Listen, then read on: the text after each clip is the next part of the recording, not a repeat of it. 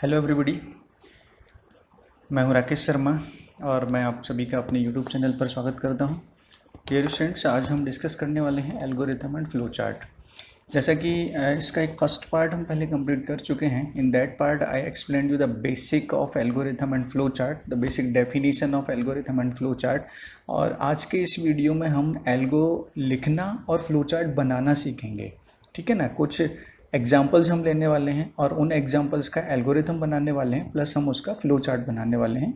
तो मेरा सजेशन है कि इस वीडियो को पूरा देखें, कंप्लीट देखें, आखिरी तक इसको देखें, क्योंकि लास्ट तक जब आप इस वीडियो को देखेंगे तो मैं आपसे कमिट कर सकता हूं कि after this video you will be able to write the algorithm of any problem, any question, and after that you can design the flow chart of that problem. Okay, तो चलिए स्टार्ट करते हैं algorithm and flow chart.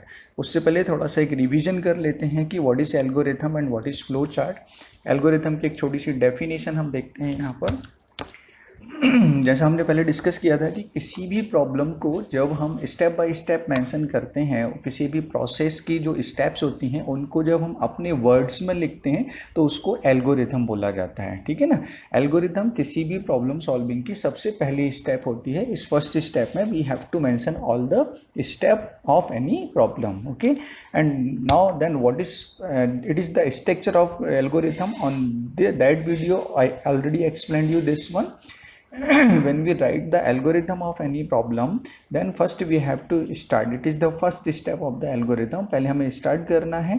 Then it is the declaration or initialization part of the variables or the input, and then the third step is the process. यहाँ पर हम जो भी calculation वाला पार्ट है, जो भी कंडीशनल स्टेटमेंट्स हैं, anything that is the part of your process that you have to mention here. Okay, and after your process the fourth second last step is your output statement. Here we have to display the output, and after that the last one is the stop. Okay, so it is the structure of algorithm.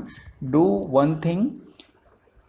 Flow chart बनाने के लिए algorithm की steps आपको याद रखना है। अगर हम एल्गोरिथम की स्टेप्स गड़बड़ कर देते हैं, इसमें कहीं प्रॉब्लम हो जाती है, तो फ्लो चार्ट में हमें कहीं ना कहीं प्रॉब्लम हो सकती है। ठीक है, इसलिए सही फ्लो चार्ट बनाने के लिए, करेक्ट फ्लो चार्ट बनाने के लिए आपको एल्गोरिथम क्लियर होना चाहिए, एल्गोरिथम आपकी करेक्ट होनी चाहिए। ठीक है ना। चलिए स्टार्ट करते हैं हमारा फ्लो चार्ट। फ्लो चार्ट क्या होता है? Flow chart is the graphical और pictorial representation of any algorithm.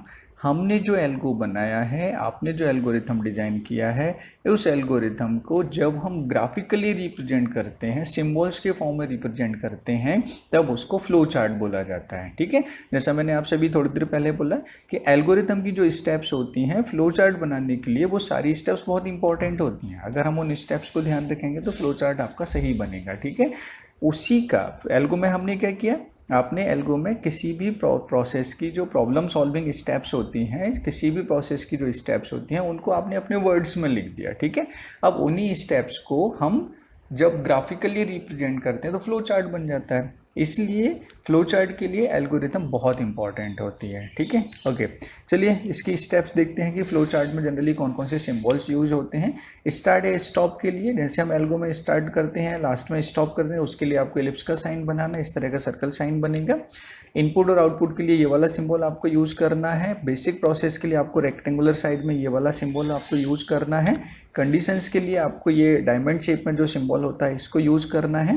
और कनेक्ट करने के लिए, डिफरेंट सिंबल्स को कनेक्ट करने के लिए हम एरो का यूज करते हैं। तो जब हम फ्लो चार्ट बनाते हैं तो इस फ्लो चार्ट में आपको ये सारे सिंबल्स पता होना चाहिए कि स्टार्ट में हमें किसको यूज करना है, इनपुट आउटपुट में किसको यूज करना है, प्रोसेस में किसको यूज करना है, अगर कहीं कंडीशन लगानी है तो उस कंडीशन में किसको यूज करना है, प्लस अगर हम जितने भी सिंबल्स आपने बनाए हैं उनको आपस में कनेक्ट करना है या उनको फ्लो बताना है, तो फ्लो बताने के लिए हम इस तरह के सिंबल्स का, एरो साइन का यूज करते हैं। ठीक है, तो ये तो हो गया हमारा फ्लो चार्ट में यूज होने वाले सिंबल।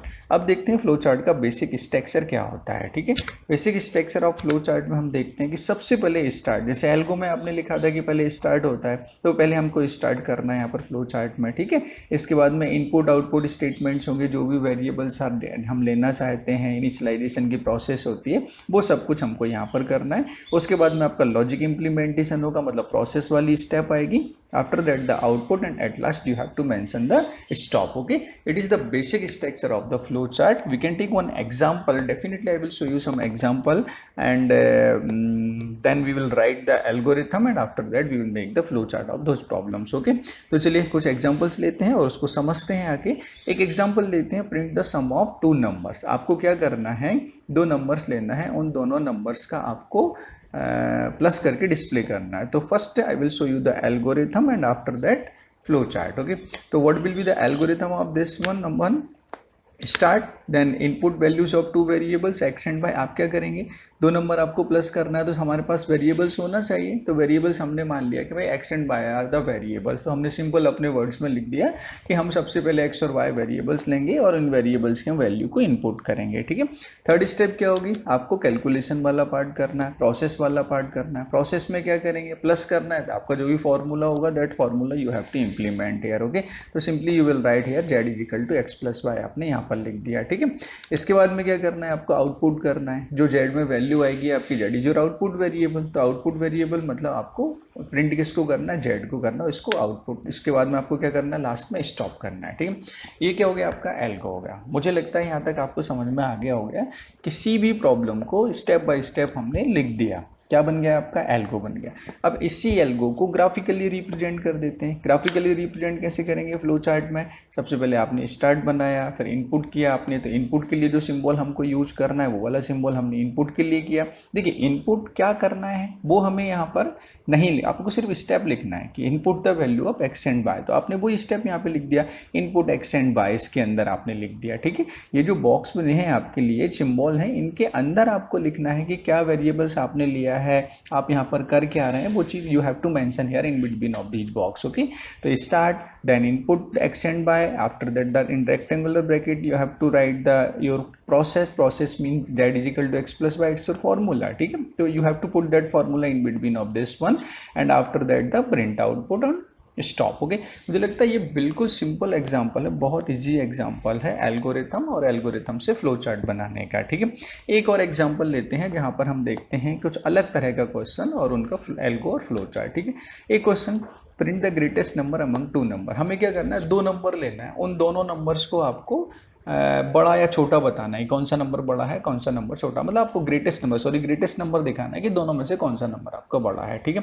तो ये जो क्वेश्चन है इस क्वेश्चन में आपको कंडीशन अप्लाई करना है. इससे पहले वाला जो क्वेश्चन आपने देखा वो सिंपल क्वेश्चन था, कोई कंडीशन नहीं, कोई रिपीटेशन नहीं, कुछ भी नहीं. ठीक है, यहाँ पर आपको क्या करना है, कंडीशन बनाना है. ठीक है, तो कंडीशन में एल्गो में बनाना सीखते हैं, फिर उसका फ्लो चार्ट में रिप्रेजेंटेशन देखते हैं. ठीक है, एल्गो में कंडीशन बनाने के लिए start, input value of X and Y, क्योंकि कंपेयर करना है means you should have the value of X and Y. ठीक है, and after that the condition. Condition क्या होगी आपकी, यदि एक्स वाई से बड़ा है तो एक्स को प्रिंट करना है, अदरवाइज वाई को प्रिंट करना है.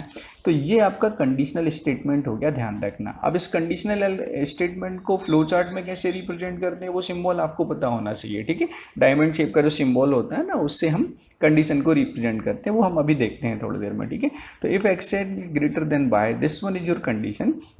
If this condition is true, then you have to print the value of x. If this condition is false, then you will print the value of y variable. Okay, it is your conditional statement. And after that the stop, it is the algorithm. देखिए दो line में आपकी algorithm complete हो गई. Algorithm सही है, flow chart सही बनेगा, फ्लो चार्ट सही बनेगा, आपका लॉजिक इम्प्लीमेंटेशन सही होगा. ठीक है ना, प्रोग्रामिंग वाला जो पार्ट होगा where you will implement, you can implement your logic correctly. Okay, अब इसका फ्लो चार्ट देखते हैं. फ्लो चार्ट बिल्कुल सिंपल है. देखिए हमने स्टार्ट किया, इनपुट किया एक्स एंड वाई के लिए, इनपुट करने के बाद में आपने यहाँ पर कंडीशन लगा दी. ये देखिए कंडीशनल सिंबल आपने यूज़ किया. कंडीशनल सिंबल के अंदर यहाँ पर इफ़ नहीं लिखा जाता, ध्यान रखना है, इफ़ नहीं लिखना है, क्योंकि ये जो इस ब्लॉक है, ये जो सिंबल है वो कंडीशन को ही रिप्रेजेंट करता है. जब कंडीशन को रिप्रेजेंट करता है तो हमको यहाँ पर इफ लिखने की ज़रूरत भी नहीं है. ठीक है, तो हमने यहाँ पर लिखा X is greater than Y. अब दो चीज़ें होती हैं कंडीशन में, या तो कंडीशन ट्रू होगी या फॉल्स होगी. कंडीशन ट्रू है, एक्स वाई से बड़ा है, मतलब कंडीशन ट्रू है. तो कंडीशन ट्रू है तो आप कहाँ जाना है, ट्रू वाले पार्ट में जाना है. तो आपने यहाँ पे क्या लिख दिया, ट्रू लिख दिया. भाई अगर ये कंडीशन सही है तो ट्रू में जाना है और एक्स को प्रिंट करना है. ठीक है, इसके अपोजिट क्या हो सकता है, फॉल्स हो सकता है. If this condition is not true then false वाले पार्ट में जाना है, और फॉल्स वाले पार्ट में क्या करना है, आपको वाई को प्रिंट करना है. ठीक है, अब एक्स को प्रिंट करना है, इसके बाद भी डायरेक्टली हमें स्टॉप करना है, बाय को प्रिंट करना है तब भी हमको स्टॉप करना है. आया समझ में? नहीं आया? मतलब आपको एल्गो में कंडीशन लिखना आ गया और उसी कंडीशन को आपको फ्लो चार्ट में रिप्रेजेंट करना आ गया। यहाँ तक हम समझ गए हैं, ठीक है। अब एक क्वेश्चन देखते हैं जहाँ पर रिपीटेशन होता है, ठीक है। रिपीटेशन होता है, देखिए किसी भी प्रोग्रामिंग में नंबर ऑफ स्टेटमेंट्स अलग अलग टाइप के होते हैं, ठीक है।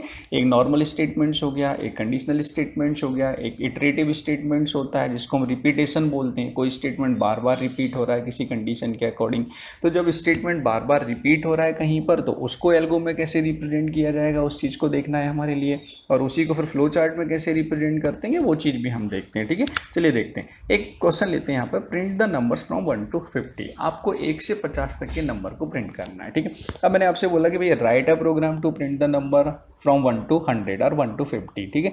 तो अब आपको क्या करना है, 1 से 50 तक के नंबर प्रिंट करना है। आप बोलेंगे सर 1 to 50 तक प्रिंट कर दिया, लेकिन लॉजिक बनाना है। आपको करना है क्या, प्रोग्रामर के पॉइंट ऑफ व्यू से सोचना है। आपके लिए नॉर्मल थिंकिंग में आप इस चीज़ को समझ नहीं पाएंगे।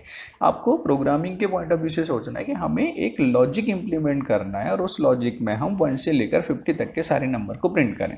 अब मान के चलिए कि x इज इक्वल टू 1 ले लिया, ठीक है। तो x इज इक्वल टू 1 ले लिया, x को प्रिंट कर दिया, क्लियर।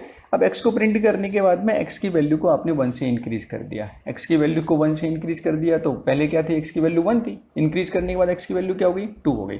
अब हमें इस 2 को प्रिंट करना है, क्लियर। तो 2 को प्रिंट करना है, दोबारा प्रिंट वाले स्टेटमेंट पे जाना है। कुछ समझ में आ रहा है मैं क्या समझा रहा हूँ आपके लिए? मतलब प्रिंट स्टेटमेंट आपको 1 से लेकर 50 तक रिपीट करना है, प्रिंट करना है, ठीक है। कैसे करेंगे देखिए, एल्गो देखते हैं इसका। x को इनिशियलाइज कहाँ पे कर दिया, 0 पे कर दिया, ठीक है। अब इंक्रीमेंट कर दिया, कितने से, 1 से इंक्रीमेंट कर दिया। x की वैल्यू क्या है, 1 है। 1 को हमने x की वैल्यू क्या है, 0 है। 0 को इंक्रीज किया तो x की वैल्यू क्या हो जाएगी, 1 हो जाएगी, ठीक है। 1 हो जाएगी तो 1 को हमने क्या किया, प्रिंट कर दिया। प्रिंट करने के बाद हमने चेक किया क्या x 50 से छोटा है। x की वैल्यू 1 है, x is less than 50, condition true है। अगर x की वैल्यू 50 से छोटी है, if the value of x is less than 50, तो गो टू स्टेप नंबर 3। कहाँ जाना है हमें, स्टेप नंबर 3 पर जाना है। स्टेप नंबर 3 में हम क्या कर रहे हैं, x की वैल्यू को इंक्रीज कर रहे हैं, ठीक है। क्लियर है ना? जाना कहाँ तक है, हमें 50 तक जाना है। इसलिए हमने कंपेयर किससे किया, 50 से कंपेयर किया। अगर मैं आपसे बोलता हूँ 100 तक जाना है, तो कंपेयर किससे करते हैं, हम 100 तक करते हैं, ठीक है। जो लास्ट वाली आपकी जो वैल्यू होती है, जहां तक आपको जाना है, कंडीशन हमेशा उसी पर लगेगी, ध्यान रखिए, ठीक है। तो 50 तक जाना है तो आपने x को किससे कंपेयर किया, 50 से कंपेयर किया, ठीक है। If x is less than 50 then go to step number 3। Step number 3 पर गए, 3 पर आपने फिर से x को इंक्रीज कर दिया। इंक्रीज कर दिया मतलब x की वैल्यू यहाँ पर क्या हो गई, 2 हो गई।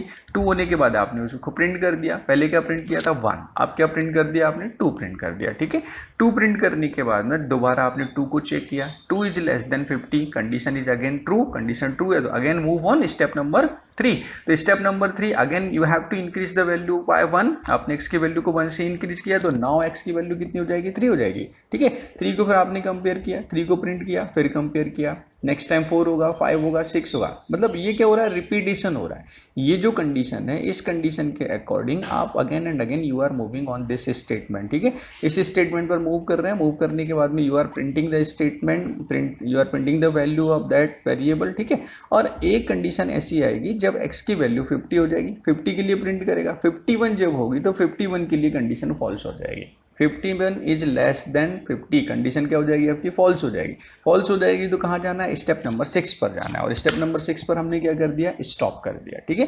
तो ये जो स्टेटमेंट आपका बन रहा, इस स्टेटमेंट को हम रिपीटेटिव स्टेटमेंट मतलब इटरेटिव स्टेटमेंट्स बोलते हैं, ठीक है। जहाँ स्टेटमेंट्स आपके रिपीट होते हैं किसी कंडीशन के according, those are called iterative statements or repetitive statement, ठीक है। अब इसका फ्लो चार्ट देखते हैं कैसे बनता है। फ्लो चार्ट में क्या बन गया भैया आपके लिए, फ्लो चार्ट में आपने स्टार्ट किया, इनिशियलाइज किया, x is equal to 0, increment by 1, same statements you are writing here, ठीक है ना। बट मेथड क्या होगी, चेंज होगी, लिखने का तरीका चेंज होगा। यहाँ पर आप सिंपल वर्ड्स में लिख रहे थे, यहाँ पर आप सिंबल्स के थ्रू उस चीज को रिप्रेजेंट कर रहे हैं, ठीक है। इंक्रीमेंट बाय 1 प्रिंट कर दिया। अब आपने यहाँ कंडीशन लगाई। कंडीशन किस पे लगाई, if x is less than 50। तो वो आपने इफ तो लिखा नहीं जाता, पहले मैंने आपको बता दिया, कंडीशन के लिए नहीं लिखा जाता है, ठीक है ना। कंडीशनल सिंबल के अंदर you have to put your statement only, ठीक है। तो x is less than 50, Two things may be there, either true or false. If this statement is true, means x is less than 50, condition is true, then you have to move on this statement where you have to increase the value of x by 1 and after that print that value. Okay, if this condition is false, increase होते होते होते x की value 50 को cross कर जाती है, तो 50 को क्रॉस करेगी तो you have to move on the stop statement. ठीक है, तो ये हमारा फ्लो चार्ट था. 3-4 क्वेश्चंस हमने यहाँ पर डिस्कस किए, अलग अलग तरह के क्वेश्चंस हमने डिस्कस किए. उम्मीद है आपको समझ में आया होगा यहाँ पर फ्लो चार्ट, एल्गो क्या होता है, फ्लो चार्ट क्या होता है. देखिए एक बात बिल्कुल अच्छे से समझ लीजिएगा, if you want to be a programmer बनने के लिए आपको प्रॉब्लम को समझ में आना चाहिए, प्रॉब्लम को समझना आपको आना चाहिए, प्रॉब्लम को सॉल्व करना आना चाहिए,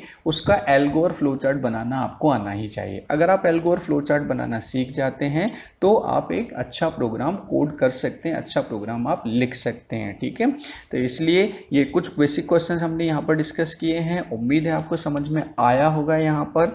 ठीक है, कुछ क्वेश्चंस मैं आपको नेक्स्ट वीडियो में आपके साथ शेयर करूँगा. उन क्वेश्चंस को आप प्रैक्टिस के लिए सॉल्व करके देखिएगा. उनमें कोई डाउट आता है तो आप पूछ सकते हैं मुझसे लिए, फिर मैं आपके लिए एक सेकंड वीडियो बनाकर उसमें उन क्वेश्चन को सॉल्व करके दिखाऊंगा आपके लिए. ठीक है, उम्मीद है समझ में आया होगा. ठीक है, इसको रेगुलर प्रैक्टिस कीजिए, अपना ध्यान रखिए एंड चैनल को सब्सक्राइब करना मत भूलिए. ठीक है, thank you very much, take care, bye bye.